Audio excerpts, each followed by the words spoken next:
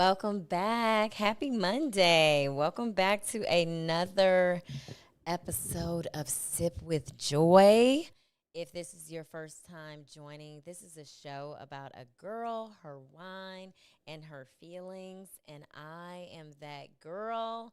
I am your host, Joy M. Hutton, serial entrepreneur and lover of food and wine. And you know I'm drinking wine. So today's wine is a Cabernet Sauvignon. This is by Robert Mondavi. I'm actually a little upset today because this is not the cab I wanted from Robert Mondavi. It was supposed to be one that was aged in a bourbon barrel. So for those of you whiskey and bourbon drinkers, definitely you will like this one, the one that's aged in the bourbon barrel. But this is the one that's just the regular cab, their Vent private collection, because they sent the wrong one. But it's all good. So I gotta take my sip in a minute, but and you'll learn more about this wine on the sip of the day if you're following me on Instagram at Sip with Joy. And yeah, gonna get this party started. Hey Monique, hey from Amsterdam, hello. So yeah, this is the season finale, guys. So I'm excited because I have a special guest with me today. But again, let me take my sip because y'all know this podcast stresses me out sometimes. Yes. So today's episode is titled "Let Go and Let God." That's how I feel about this podcast sometimes. But I want to have a deeper conversation about surrendering with our guests because I've talked about this before on the podcast, but someone that really understands this topic. But I want to talk about what it really means when someone says that because personally, I struggle if I'm struggling with something, letting it go or surrendering to it. And I will pray about it and then say, "Oh, I'm going to give it to you, God. I'm going to put it in your hands. This is now your problem." And then the next day I'm stressed out or I'm worried about it. So I am here to talk with our special guest today, my forever pastor, author, and humanitarian, and my dear friend, Dr. Rudy Rasmus. So I'm going to bring him in. Hello, hello. I think you're still on mute. Hey Joy, how you doing today? I'm good. And we are going to pray in the name of Jesus that this audio will not fail us today That's good stuff. because it tried it, and it has been trying me all season. But thank you so much for joining me. I appreciate you being here. It's good to be with you, and I've been looking forward to this for quite a Yes. while. Awesome. Awesome. Well, I'm glad. So before we get started, what are you sipping on? Today, Bell Gloss. That's my one of my favorites. Can you see that? Okay. Yes. All Yeah, right. I'm a Pinot guy. It's my favorite. Mm-hmm. Bell Gloss has kind of three or four versions of it. Yeah. Today is Dairyman. They have Okay. telephone and Taurus, but it's I good love stuff. it. Well, So to cheers. life, liberty, and to the pursuit of That's happiness. it. I'm down with it. Right on. Cheers to that. Okay. Okay. So, I am excited to have this conversation with you because I know you're going to give it to the people straight. I don't Yes. have to Oh yeah. worry. Yeah, I don't have to worry about you sugarcoating anything for us. So, we're going to get right into these questions. So, when did you first understand the idea of letting go? I think it was maybe 40 years ago when my wife and I first met. Mhm. Um, I was a very different person. I was uh, engaged in a lot of activities, not all of it good. Mhm. Uh, as a matter of fact, a lot of it was counterproductive and kind of countercultural. Yeah. But but I think after meeting her and even ultimately getting married 39 years ago, Mhm. um, I made a decision to make some internal changes. At part of those internal changes was uh, literally creating a new life for myself beyond the activities that I had been so enmeshed in for many years prior to that encounter, Mm-hmm. and I think that was my first moment in letting go. Mm. I That's think pretty I think powerful. Yeah, I think the first decision in letting go was the decision to enter therapy.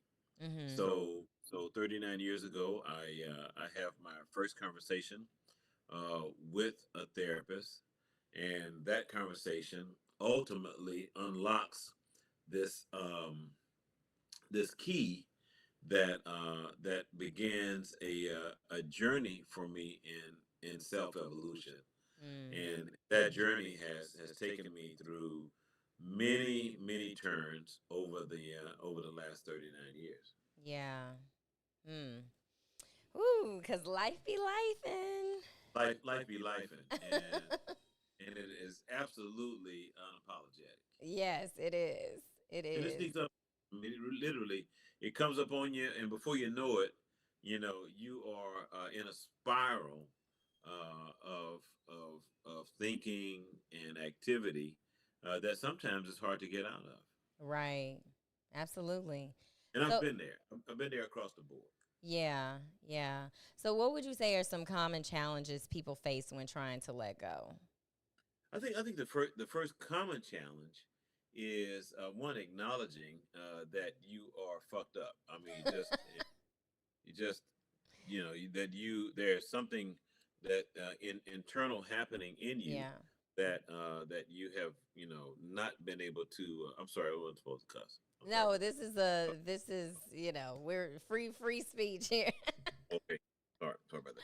But No, but you I good. think okay. For those of you who don't know me, He a I'm the same. cussing pastor. I'm a cussing pastor. Hey, I'm the same guy in a pulpit when I was doing that for a living.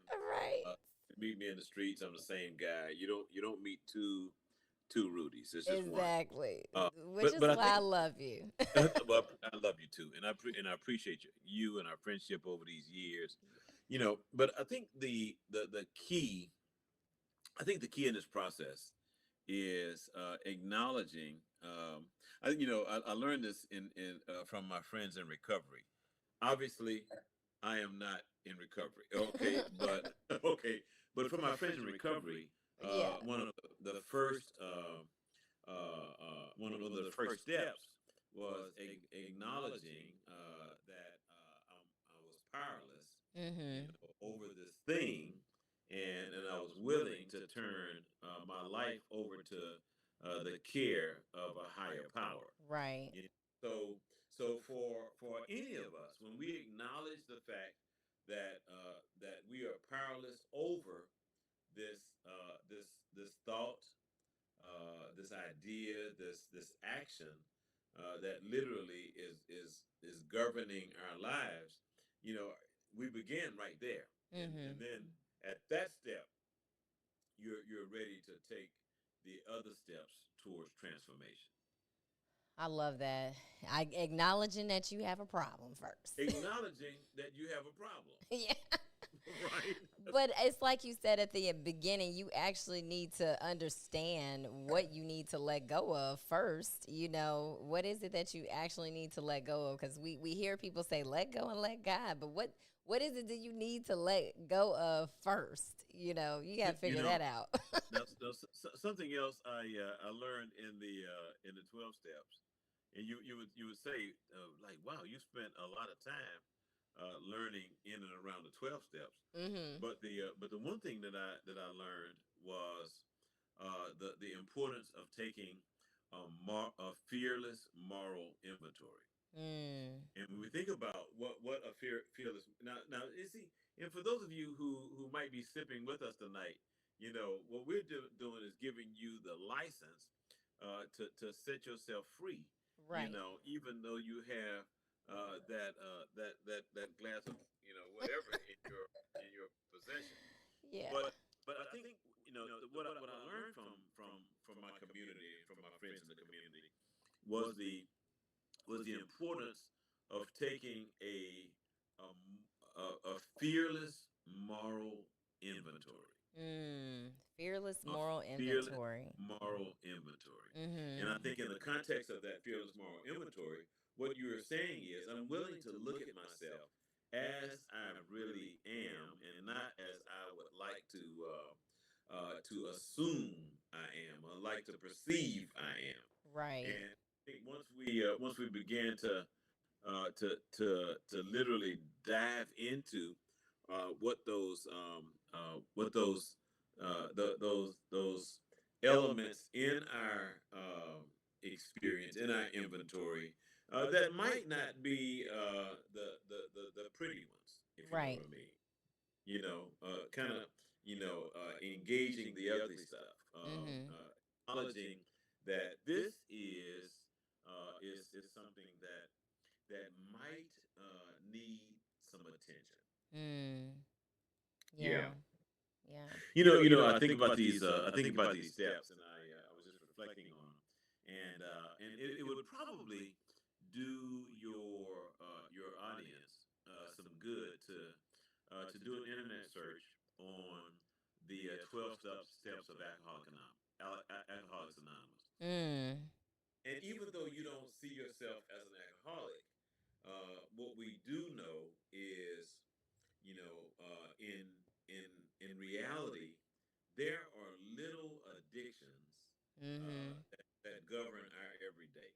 Little addictions, and when we think about these little addictions, then we can begin to put into perspective how we can ultimately address those little addictions to start moving into a place of freedom.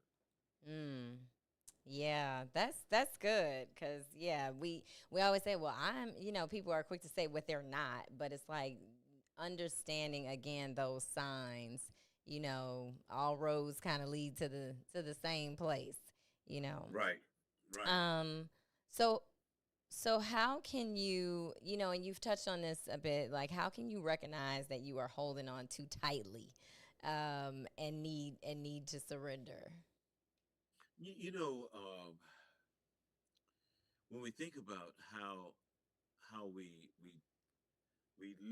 literally grasp um, the things that we're afraid to relinquish, Mm, and we think about so you mentioned something earlier. I don't and I think when we use the word control, I think the misnomer is that we are in control of anything. mm. And reality is we're not in control of anything. That's the Yes. but it's Mm. hard to evolve to that place of we'll use your earlier word, surrender, Yeah. because it helps our egos Mm-hmm. that we are in charge, but we're not. Right. We're not. But why do we struggle with control so much? Like, why can't we just, you know, why do we struggle with control so much? For one word, because fear. Mm. And when we evolve fear to um, to an actionable predicament Mm-hmm. that literally interprets all of the things around us uh, as real. Fear, the acrostic for fear is false evidence appearing real. Mm. Yeah, I've heard that before. You've heard that before. And there is a lot of truth to that. And when we think about how fear can enter that picture in our minds and literally begin the negotiation process for us, long before we have an opportunity to take control of that narrative. Mm-hmm. Fear enters our overall existence long before we even know how to acknowledge it as fear. Mm. Typically in early childhood. Yeah. I think about my own situation, Joy. So I have Now, let me put this in context. So I have been all over the world Mm-hmm. multiple times, and I mean, from India to Africa to Asia to South Asia to Europe and all over Europe and points in between. And I reflect on the fact that I have a travel anxiety. Mm. Now, you think about it. Now, Rudy, how can you possibly have a travel anxiety and Right. literally been all over the world? Well, Mm-hmm. what you'd have to do is go back with me till I was 12 years old. Mm. At 12 years old, my mother and father moved to Dallas, Texas from Houston, and my dad was still hustling in Houston. Mm. Uh, we moved to Dallas. So 46, listen to me, 46 weekends a year, I'm on the highway with my dad in a car between Wow. Dallas and Houston. Yeah, that's a Friday, lot.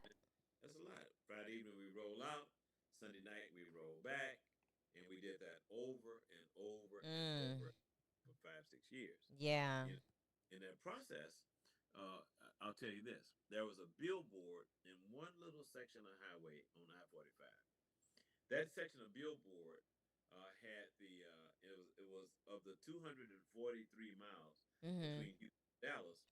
That was a 90-mile stretch of highway that literally reduced to 2 lanes. Mm-hmm. I-45 wasn't the I-45 we know today.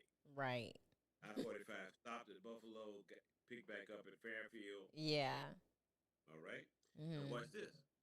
That at the beginning of that, at both ends of that stretch of highway, was a billboard. Mm-hmm. Billboard acknowledged the death toll for that little stretch of highway, and it changed every week. Wow. 12-year-old, 13-year-old, 14-year-old, 15-year-old, 16-year-old Rudy saw that number changing 46 weekends a year. And Mm. guess what I decided, Joy? I decided I was going to die in a car Mm. on the highway. Wow. Fear. Yeah. All right. Mm-hmm. Jumped in, took over. And most of my journey over the last maybe 25 years Mm-hmm. has been pushing the boundaries of that fear Mm-hmm. by traveling to places few people have gone. Wow. Woof. Yeah. You said a deep prayer when you get on that plane, though. Deep prayer, but it's not the plane so much. Yeah. You get in a car in India, Yeah. or you get in a car in Nepal, in Kathmandu. Oh, that's a very different You experience. get in a car in Bangkok. Uh, you getting in a different. It's a different situation. Oh yeah, it is. But each You think time, Houston is e- crazy? exactly, and each time I had to address what does fear really mean, Mm.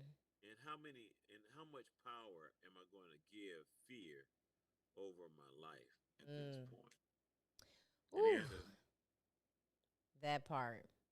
But how do that you do that? It's one thing to say it, but how do you actively do that?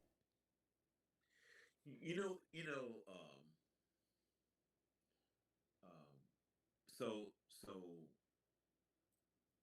so to not get super religious Mm-hmm. in the context of sipping with joy. All right. Right. You need to refill your glass. Hold on one second. To not get super religious in the context of sipping with joy. Yes. Um, there's a scripture. It says faith is the substance of things hoped for Mm-hmm. and the evidence of things we can't see. Yeah. So when I think about um, all of the things I would like to experience as it relates to the context of this next step, Mm-hmm. I'm believing in a miraculous way that what I am expecting in my mind will happen in my experience. Mm. And the evidence for me is what I can see in my mind, even though it hadn't materialized yet. Mm-hmm. So I'm feeling the success of the experience. I'm seeing the outcome of the experience, Mm-hmm. even though the experience hadn't fully materialized for me yet. Right. Right. And I take the step. Mm-hmm. Martin Luther King once said, "Faith is taking the step, even though you can't see the staircase." Mm. And when we think Absolutely. about taking that step, Joy, it's really for those of you who are listening tonight. I don't know what you have allowed to limit your forward progress. I don't know what you have allowed to stop you from fully experiencing everything the Creator has ordained for you. Mm. But I will tell you this: there's more out there for you than you have allowed yourself to experience. Mm. Those self-limiting beliefs are something. Self-limiting beliefs. Yeah. You know, when we think about self-limiting beliefs, we know that you know, as a person thinks, so are they. Mm. So, what is your thinking? What are Yeah. you allowing yourself to see as a vision for your life? Right. And that's when it becomes real for each of us. Yeah. But it kind of goes back to what you said about fear and then all these other external things. Like, how are we letting external pressures affect how we let go as well? You know, what are we holding on to? You know, are we holding on to a past partner? Are we holding on to still getting fired from that job 7 years ago? Are we holding on? Like, what's holding us back from letting go, moving forward? Yeah, grief is really a significant part Mm-hmm. of of that, Yeah. and how we process grief. Mm-hmm. Uh, the grief of disappointment, the grief of, I came across a quote the other day, and if I can find it right quick, I'd like to share it with your viewers. Yeah. And It while was you're looking for that, I'll say hi to people in the chat. Hey, Elsie. Hey, walking into her. It is the season finale, y'all. I'm taking a break. This podcast has stressed me out this season. I'm letting go and letting God, okay, for about 5 weeks. I found it, and it's by Okay. Elaine de Botton, uh, ALAINDEBOTTON. Okay. And what Elaine de Botton said was, as adults, we try to develop the character traits that would have rescued our parents. Ooh. As As adults, we adults, try to we develop try a to character develop the trait that character traits rescues our that parents. would That that would have. that would have rescued our parents. Yeah. Wow. So That's pretty deep. what I realized in that is a lot of our lives are attempting to to make adjustments for where our parents missed it. That childhood trauma is real. Childhood trauma is real. Yeah. When you really melt down, what age are you normally? Like when you have your adult meltdown situation, tantrum I mean, it situation. could range. I could go from 5 to 5 to 16. It just Okay, where, where, depends. where do you where do you normally land in that though? You know, if alcohol is involved, I will turn Yeah. into a 5-year-old. But if Okay. if if if it's no alcohol involved, I would say maybe like 16-year-old Joy, maybe having a fit, you know. Okay. Um, but it also depends. It also depends on what type of situation I'm dealing with. I mean, if I'm dealing with my parents, I will go all the way back there. I'll turn it to 16-year-old Joy. But if I'm dealing in a relationship, I think I have more adult behavior. Um, But if I'm dealing with my parents, it's different. So yeah, that's a good question. But I think when like if I'm dating someone, I think I'm still adult joy. I think I'm still Okay, adult joy. But if I'm dealing with my parents, I think I resort to a different joy for sure. and I'll challenge that. Yeah. Yeah, Okay. I think Hey, I think when we look at the trauma that has impacted our lives, mhm.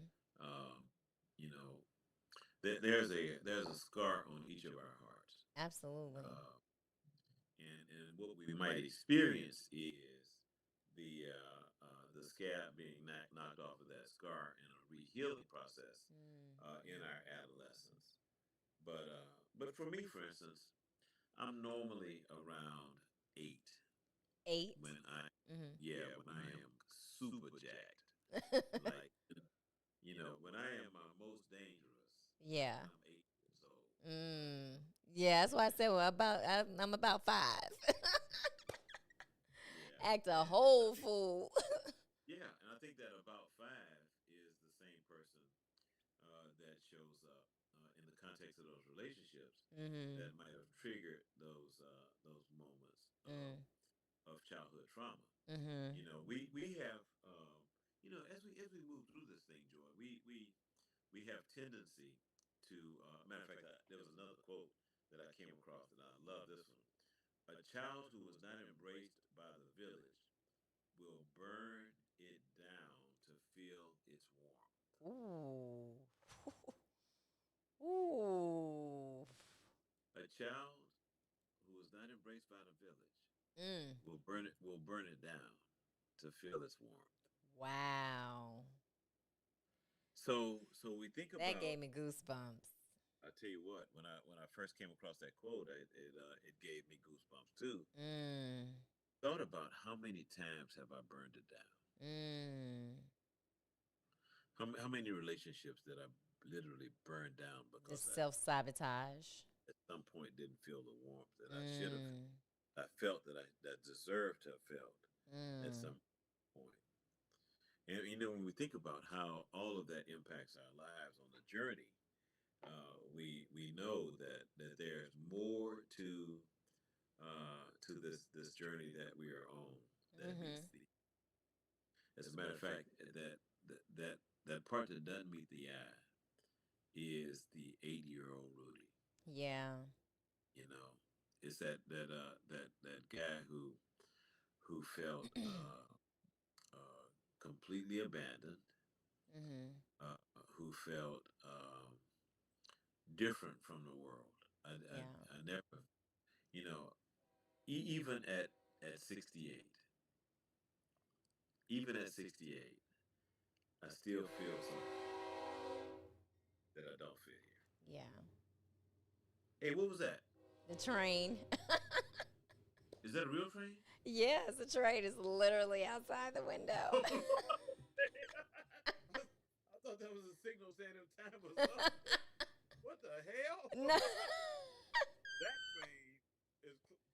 I would have thought that train was coming through your living room. I Lord know. have It mercy. sounds like it, right? It is literally right there outside of my window.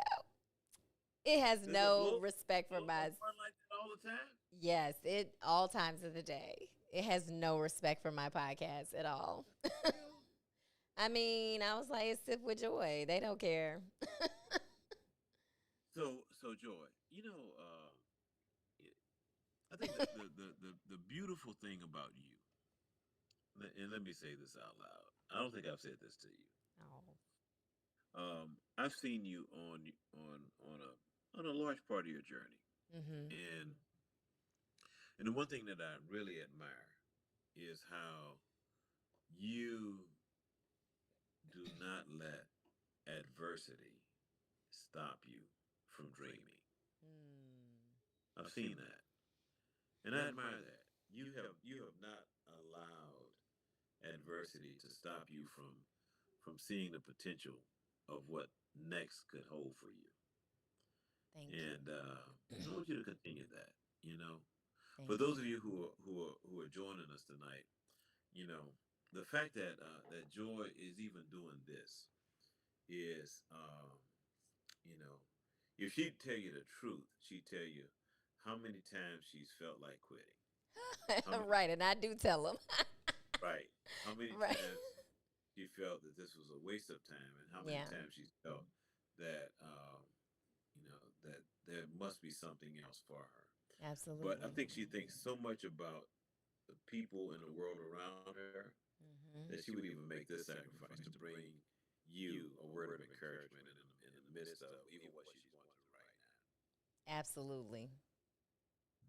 That, all of So that. I admire that about you. And I've lived long enough, Joy, to know when I am in the company of an amazing person, and I've always thought you were. Thank you.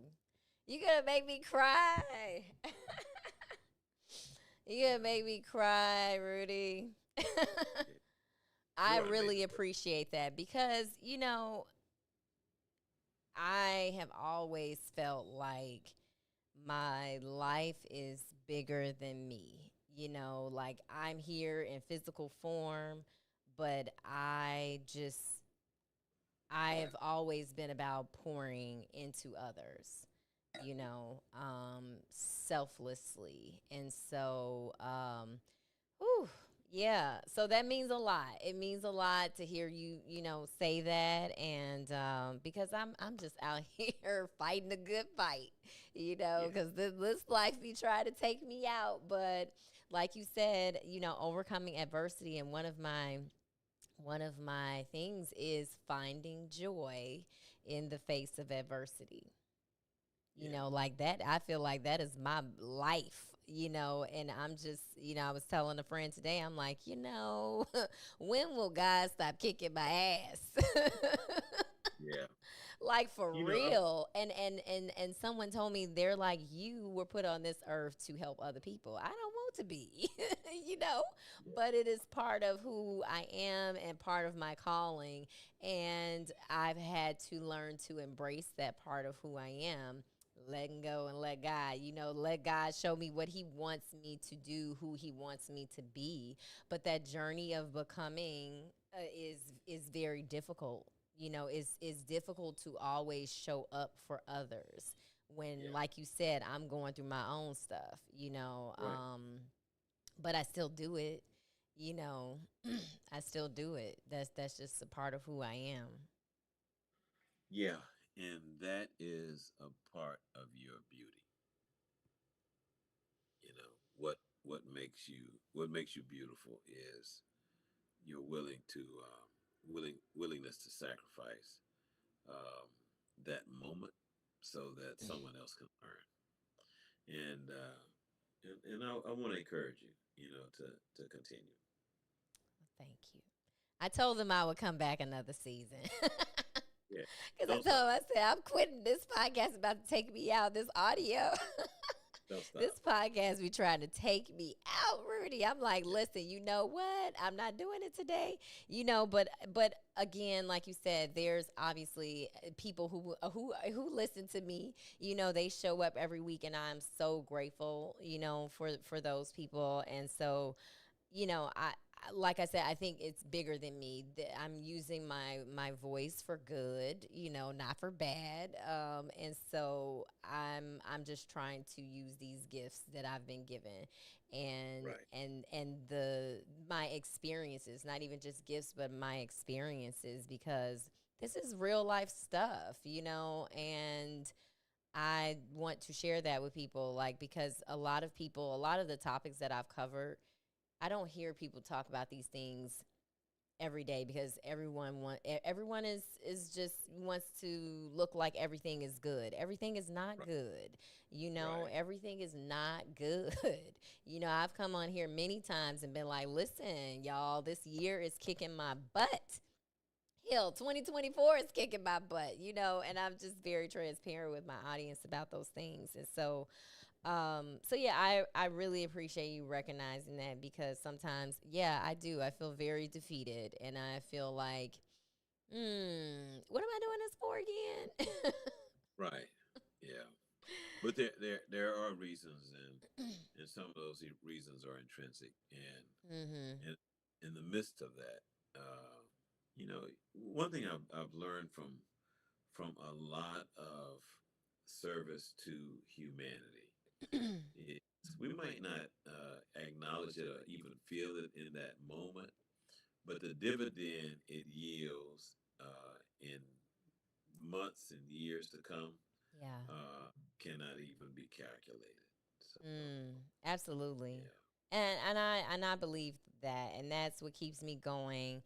I am surrounded by love, and like I said, I appreciate my audience, and then just even outside of the podcast, I just appreciate the people who have just supported me through the adversity I've gone through in the past, right. 7 years. It's just been like, life has just been lifing, as we said. And thank you, Elsie, for your comment. She Yeah. said, Joy, your aura radiates. When I met you, I felt like we are now friends for life. I even felt it through TV. You are that girl. Thank you so much. That's so sweet. Um, but I just, I try to just show up the way I want people to show up for me. Yeah, and that's a good way to live, you know. Hmm. And but at the same time, releasing those people uh, Right. for not being fully who you expect them to be. Yeah, You know. absolutely. Yeah, I was talking about that on the last episode. Fool. It was called "Fool Me Once." Right. Fool me once, shame on me. That's Fool me good. twice. Fool me once, Yeah. shame on you. Fool me twice, shame on me. You got to let people go that do not serve you. And that has been a big part of. I mean, I actually did an episode called "Surrender." I think it was last season, because that has just been something that has just been just a message that's just been permeating throughout the Mhm. last year or so for me. And I've had to let some people go, because they just did not serve me well at all. And so yeah. Um, Yeah. so how do you respond to people who are skeptical about the idea of letting go and trusting a higher power? First of all, trust is the most personal experience that we can have in the human condition. I mean, Mm-hmm. how Absolutely. trust is evaluated, even defined, Mm-hmm. is um, is one of those things that is like deeply personal. But Right. I have one more quote for you, Mm-hmm. and Just a book of quotes here. this book of quotes, and Yes, I love it. You should. I hope you got all these written down. So, but Fyodor Dosto Des Dostoyevsky, mm-hmm. Fyodor Dostoyevsky. Dostoevsky. Yeah, you heard that name before? Mm-hmm. You have? Oh I wow. have heard of So, him. so, and it reads, above all, don't lie to yourself. The person who lies to themselves Mm. and listens to their own lie comes to a point that they cannot distinguish the truth within them or around them, and so loses all respect for themselves Mm. and for others. And having no respect, they cease to love. So I would say the one thing I've learned is that it's really all about love. Mm-hmm. And at the end of the day, how we uh, how we appropriate love Mm-hmm. is is ultimately how we govern our actions Mm-hmm. in relation to our fellow person. Yeah. Uh, you know, uh, the sacred scriptures. One of them says, "Owe no person nothing but love." Mm. So what happens often is that we have expectations. In my first book, Touch, this one here, first book, this is Touch. Yeah. Um, I coined a phrase in this book, and that phrase was, an expectation is a premeditated resentment. Ooh. Yeah, an expectation is a premeditated resentment. So Wow. and so if kind of drill down into it, an Mhm. undisclosed expectation. So if I have an expectation of you, Joy, Mhm. but I don't give you the parameters of which I'm expecting you to respond to this expectation. Mhm. I'm actually setting you up to resent you at a Yes. future point. Cuz you're not meeting that expectation. Right. And Mhm. how often do we do that? How All the often do we time. set people up to resent them at some future point because they didn't act the way we thought they should have acted when we had given them the license to our heart. Right. We gave them liberty to our heart, access Mm. to our heart. Yeah. And then when they don't respond the way we thought they should have responded, then we are completely thrown Mm. and wondering, why did you disappoint me like that? And now I resent you for life Mm. because of it. And I Yeah. think at the end of the day, we have to acknowledge the fact that there is more to this journey than what we're expecting, how we're expecting people to respond Yes. to. Yeah, The since we're talking about books, one of the books that I always tell people to read is The Four Agreements. Have you read that? yeah, yeah. I actually have it. Yeah. That is such a good book, and I think I've talked about it on the show before, but it's we always say, people, you made me feel this way, or you made no, I didn't make you.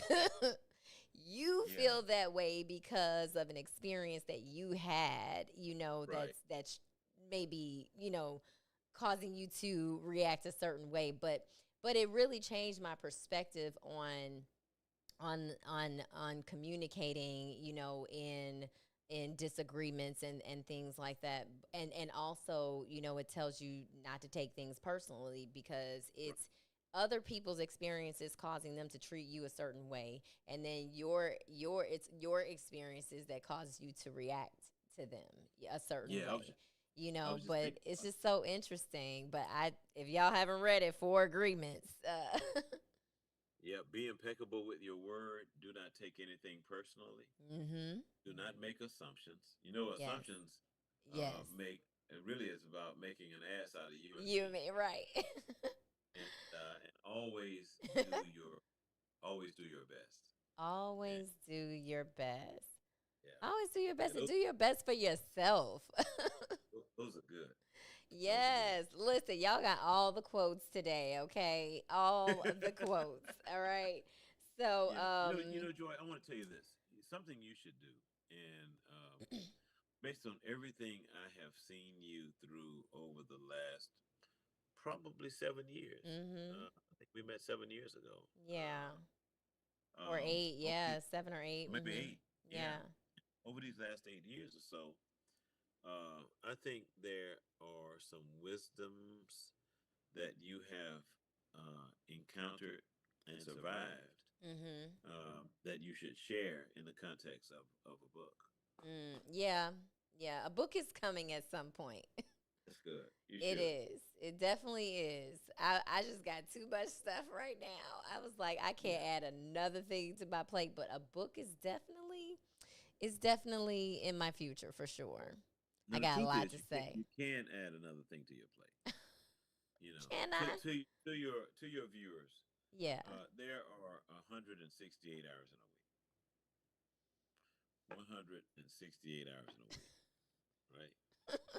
And if we think about how many hours in that week we could literally be spending creating our next opportunity.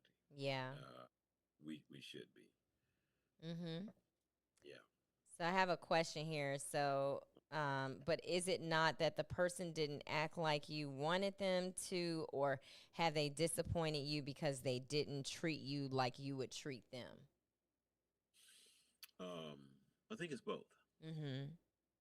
I think often we have uh, a predisposition as to how people should be responding to us, and when they don't respond to us in that way, then we have tendency to take offense Mm-hmm. from that Right. reaction. But in actuality, I think if we would honestly face the reality that that we have sometimes and many times expected more from people than they are capable or even have capacity to Mm, deliver. that part, You know, capacity. so and the reality is, man, we know these people that we are normally expecting more from them than they have capacity. Mm-hmm. We Absolutely. know that, but Yeah. on the other side of it, we practice what we call in recovery magical thinking, and Mm, magical thinking is that thinking that transcends what is reality yeah. into another realm. Mm-hmm. There's that train again. Yeah, another train. This is my life. This is definitely my life. Okay.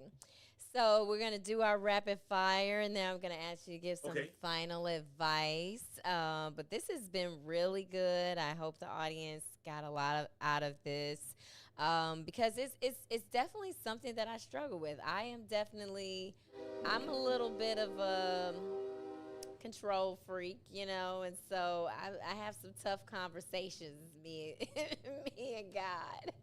I'm like, no, you said. So I struggle, and I got to release the stress, the fear, the worry. That's my biggest thing. It's the worrying for me. I am a worry. What they say, worry wart. Yeah. Always Yeah. worrying about something. I'm like, why are you worrying about something that you have no control over? I can't. So I'm a work in progress. I am a work in progress. So okay, so rapid fire. You pick the one that resonates with you. Okay. All right. Okay. So text or call. Text. All right. Basketball or football. Basketball. Big church or small church. Big. Okay. Early bird or night owl. Both. Really? Yeah. Okay. Bible app or physical Bible? Bible app. Okay. Singing or dancing? Singing. Okay. I'm Ice, not a dancer. not a dancer. I thought you were a dancer already. Hell no, I got two left feet, man. Right. Yeah. Okay. Ice cream or cake? Cake. Okay. Coffee or tea? Coffee. You got to Definitely. talk about your coffee spot too. Okay, we'll get to that. Outdoor or indoor activities? Outdoor. Okay. Dining in or dining out? Out. Every Out. day. Okay. Okay. And yes, tell the people about your coffee spot. Hey, I'm getting ready to open another coffee location. The last one, I actually sold the land that the coffee shop was sitting on, Mm-hmm. and they made me an offer I couldn't refuse. Yeah. As a matter of fact, I'm ready to put a target on that spot where that coffee shop Oh was. wow. So that's Yeah, premium land right there. premium land. Yeah, so I'm working on the second version of Through Good. Mm-hmm. But I will say also there's a third version of Through Good getting ready to open in Hobby Airport. Through Good Bistro Yes. in the spot pre TSA when you come into the airport. Right Okay. in the front, there's going to be a Starbucks next door. The bistro will actually be a bar. A bar with food. So I looking love forward. it. Yay. It's exciting. It's really, really exciting. My family and I have decided to make the proceeds from that enterprise all benefit the bread of life. Love Our nonprofit. it. Yeah. That's Uh, awesome. yeah. That's awesome. And you guys can find Rudy at Rudy Rasmus, Rasmus, on social media. And yeah, so final advice for any listener who is struggling with letting go right now. For the listener who's struggling with letting go, I would say, count first of all, count the cost of holding on. I think it'd be far more expensive to hold on to what you might have been preoccupied with than it Mm, would be at this point to cut your losses mm-hmm. and to let it go. When I think about the power of literally letting go, then I'm reminded of really what it the freedom and the experience you will encounter on the other side of letting that thing go that might have kept you from moving to the next place in your life. And I think there is a next place in your life. So don't allow the weight and the burden of all of that crap in the past to keep you from moving forward into your next place. I think Yes. that's pretty much it. Yeah, I love that. Listen, y'all, we got to let go and let God. All right, and just let go. Okay, release the shackles. This was a really good conversation, and I'm so glad that I was able to get you on for this because you're one of my favorite people. So thank you You're for one of my joining. favorites. Oh, Yeah, thank you. And yeah. I hope you guys got some good stuff out of this conversation too. It's a great convo. Yeah, so people are loving the conversation. And so yeah, this is good. And guys, I will be back July 8th. I am taking my break. And then I'll be back for season 9 since y'all told me y'all gonna watch this summer. So I'm coming back for you. All right, because I will take this whole summer and early fall off. But I'm coming back. God be a blessing on this sound for next season because it was cutting up this season. So yeah, but I appreciate you guys for listening. Thank you for joining me and Dr. Rudy Rasmus here today. And I will see you guys July 8th. I'm gonna miss you guys so much. But you know where to find me at joy_m_h. And I'll see you guys in July. Have a good early summer. Bye.